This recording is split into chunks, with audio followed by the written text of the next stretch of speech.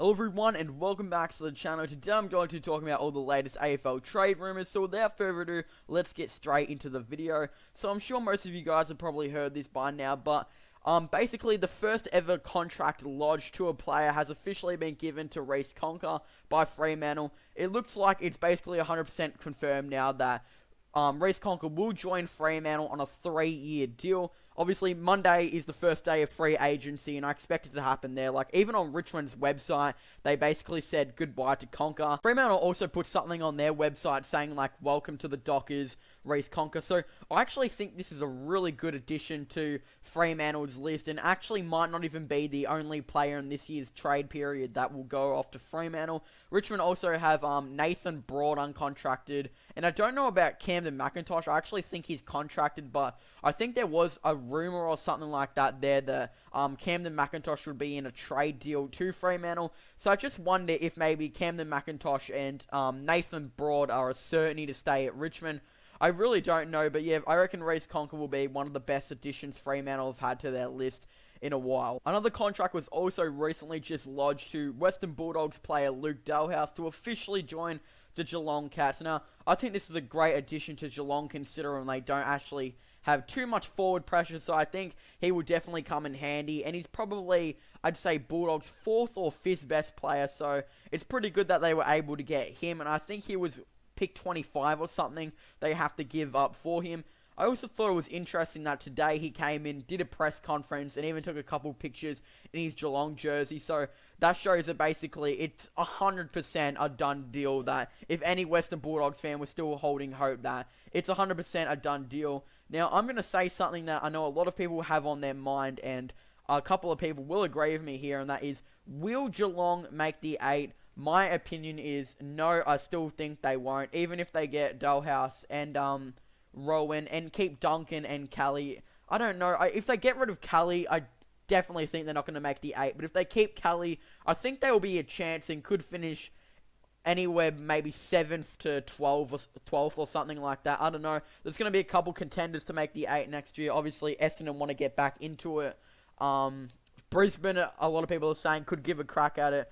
I don't know, but there's going to be a couple teams contending for it next year, and Geelong are probably going to maybe just miss out. There's a lot of people now theorizing and speculating that GWS's Tom Scully could actually be on the way out to a Victorian side. There's a lot of talk that Richmond have actually met up with him, or that Richmond are actually planning on meeting up with him, or you're just like, you know, actually paying attention to him and wanting to get him, which I think is really interesting. Obviously, Richmond will sign Tom Lynch on a $900,000 deal a year, it looks like, and a lot of people were saying that, I think it was Collingwood, I think it was Collingwood that offered him a $1.1 million a year, so it would just be interesting if maybe he turned down $200,000 more a year to join to the Tigers.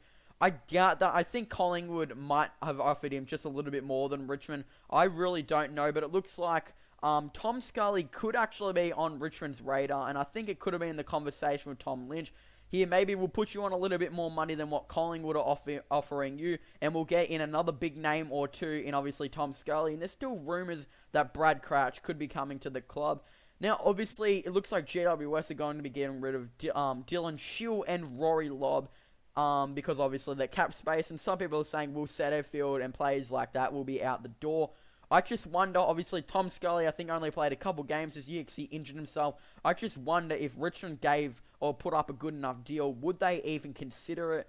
I think something a lot of people could look at, which I haven't really heard anyone look at yet, is Richmond's backup ruckman Ivan Soldo has actually been performing really highly in the VFL. Even though in the VFL finals he was pretty crap in my opinion and in my eyes. A lot of people said that he actually did play quite decent through the season, which he did, just not necessarily in finals. But he was averaging like 46 hitouts or something from remembrance. So I definitely think he could be a part of the deal. Obviously, Tom Scully's got a couple of injuries at the moment. I'm not too sure he's actually fully healed from that injury that he did. I'm pretty sure at like the start of the season.